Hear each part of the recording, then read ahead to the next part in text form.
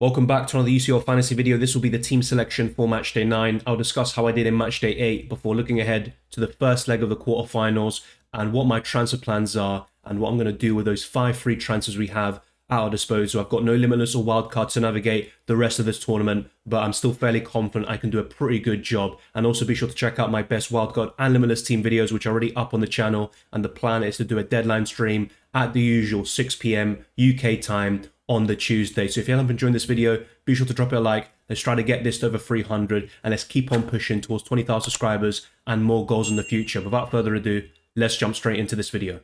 I got over 100 points this week, which on paper looks fantastic, but I got a red arrow this week and I'm going to discuss the main reason why towards the end of this segment. And I went from around 5,282 in the world to 6,464. My 2 goalkeepers did very well, both of them keeping clean sheets, but I had Onana from the very beginning of the week, so there was no need for me to change it to Merit, who ended up scoring 1 point less. Onana made 5 saves, including a mega stop towards the end of that match against Porto, to deny them from scoring a single goal across both legs. And Inter Milan have been very solid defensively, and Onana's arguably been the best goalkeeper in UCL Fantasy this season. He has such a high ceiling, and even when he concedes, he can make so many saves that he can get a pretty decent haul nonetheless. In terms of my defenders, Di Lorenzo with another 10-pointer, an attacking return, ball recovery points, all of that stuff, you name it. He is just a fantastic option in that regard, and he has so many different avenues to points. He reminds me of Kieran Trippier from FPL this season. Then you look at Darmian, who got a 7-pointer, and actually it easily could have been a 9-pointer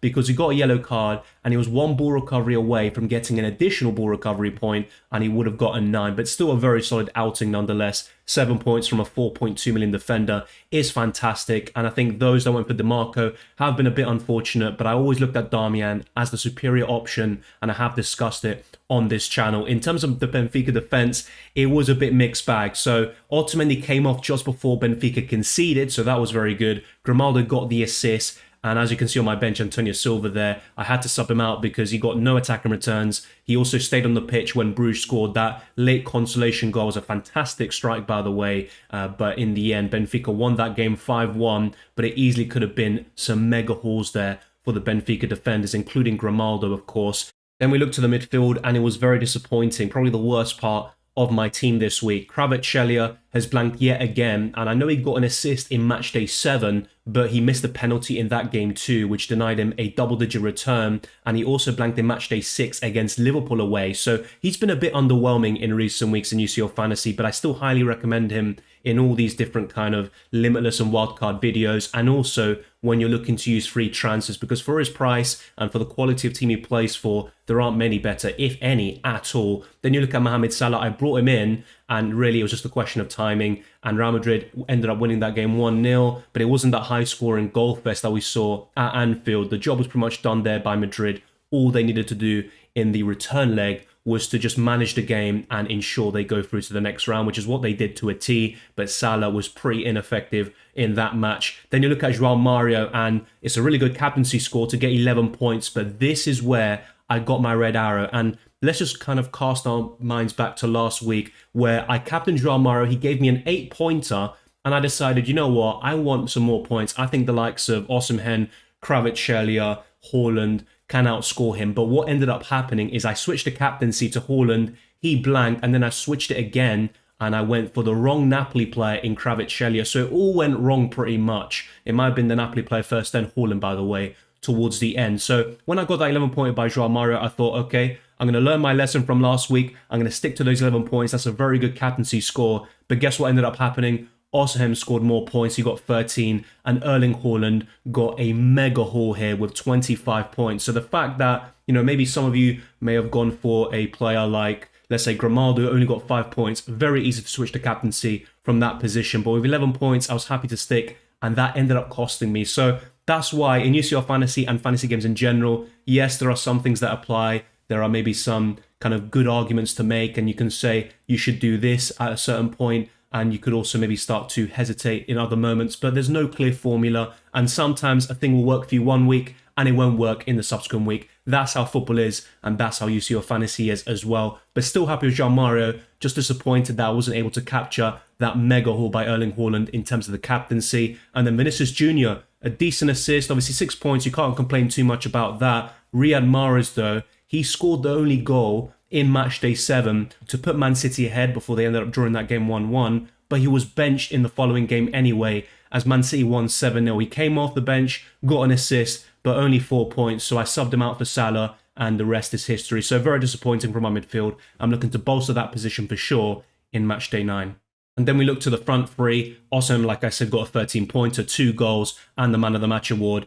Erling Haaland scored 5 in just 63 minutes, and it easily could have been more if he had stayed on the pitch. Man City won 7-0, and that was a statement victory in the Champions League. Let's see if they have the mentality to go through in these more important games against tougher opposition like Bayern Munich and then probably Real Madrid or Chelsea in the subsequent round. But Erling Haaland could make the difference, I think, in the Champions League. Even if they miss out on the league title, I really think Man City have as good a chance as ever to win the Champions League. And my other forward is Kylian Mbappe. I probably should have gone for Benzema. I even mentioned this in some of my videos, that Benzema is the better long-term pick. But because of Mbappe's form, at least over the course of the season, and he's got the most goals and assists in 2022, I just wanted to go for him. And also in the Champions League, he has been almost impeccable, with the exception, of course, of the 2 games now against Bayern Munich, where PSG didn't have a single sniff, and the only real chances fell to the likes of Vitinha, who don't have enough quality, really. So PSG were very disappointing, as usual in the Champions League, and Kylian Mbappe is now out. So I've got 5 free transfers to sort out these issues, those eliminated players, and also bolster my squad, particularly in the midfield. So let's now go into how my team looks like without transfers before the transfer section towards the end of this video.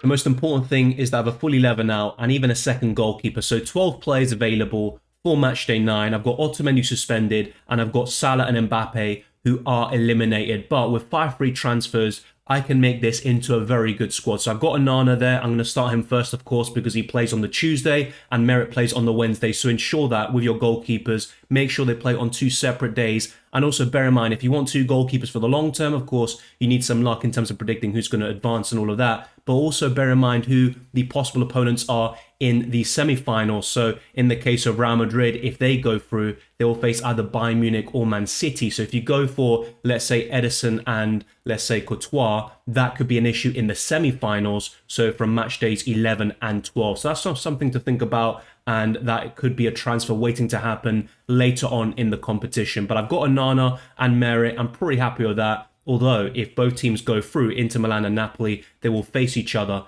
in the semi-finals. And as you can see, I've got double Benfica defence. I've got a double up in Inter Milan defence there with Darmian as well, Di Lorenzo, and a pretty balanced midfield too with a player of each team. But Riyad Mahrez is a concern. I need to sell him alongside Mohamed Salah. And apart from that, I'm very happy to keep the rest of my midfielders. And in terms of the forward line, I've got Osimhen, Haaland. And it's just really a matter of, is Osimhen going to be fit? And Spalletti said in his recent press conference that Osimhen is in contention to start against AC Milan. So let's wait and see if we get any further developments before the Tuesday deadline. And if he is fit, he's going to stay in my team, of course. If Osimhen is out, as I discussed in my other videos, it will probably be Gonzalo Ramos coming in. But I'm also considering Rafael Leao and Rafa Silva. So that's pretty much all that I need to cover in terms of that. Now let's go into my transfer plans and talk about the captaincy for the Tuesday and the Wednesday.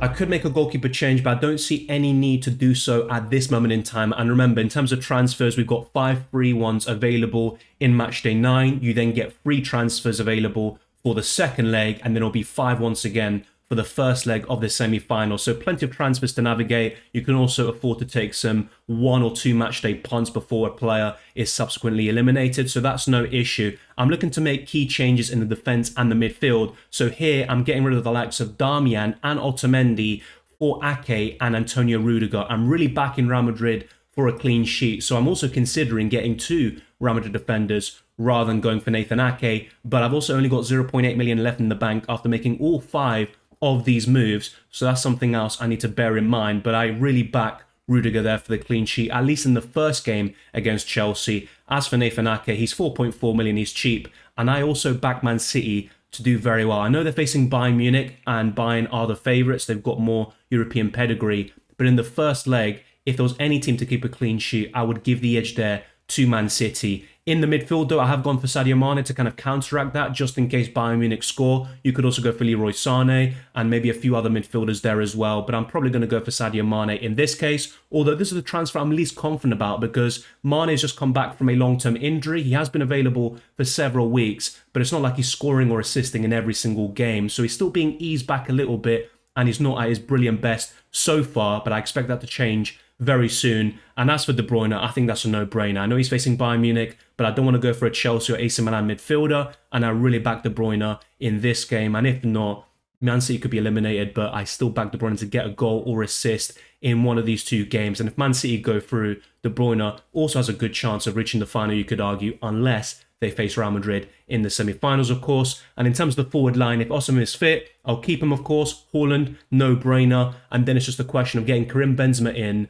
for Kylian Mbappe. So these transfers are very simple. Getting rid of Salah and Mbappe are eliminated for De Bruyne and Benzema. Then it's just a matter of the other moves. So getting Mane in for Mahrez, also getting rid of Darmian and Otamendi for Rudiger and Nathan Ake. Let me know your thoughts down in the comment section below. Which transfers are you going to be making? I'm very happy with these 5 moves, but like I said, there are 1 or 2 that I'm reconsidering, and also a lot depends on if the Nigerian striker from Napoli is fit.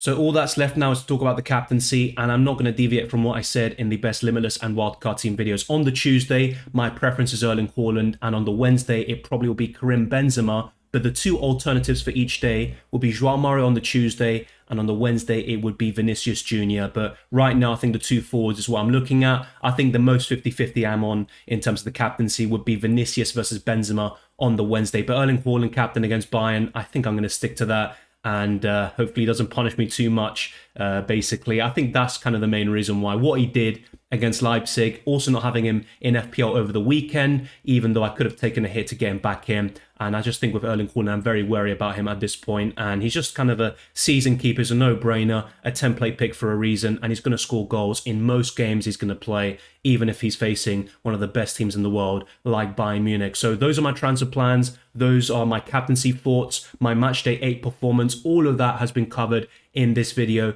Let me know your thoughts down in the comment section below in terms of which other players you think I should consider and who are you going for Matchday 9 and for the rest of the Champions League tournament. But thank you very much for watching. If you enjoyed this video or found it useful, be sure to smash the like button and subscribe for new. Let's get this video to over 300 likes. Let's keep on pushing towards 20,000 subscribers and beyond. You can follow me on Twitter and Instagram, DylanRCM, and check the links in the description below for the Patreon, channel memberships, Discord server, and the UCL Fantasy League. All of that is there. I wish you all the best of luck for Matchday 9 and the rest of the Champions League campaign, and I'll see you next time.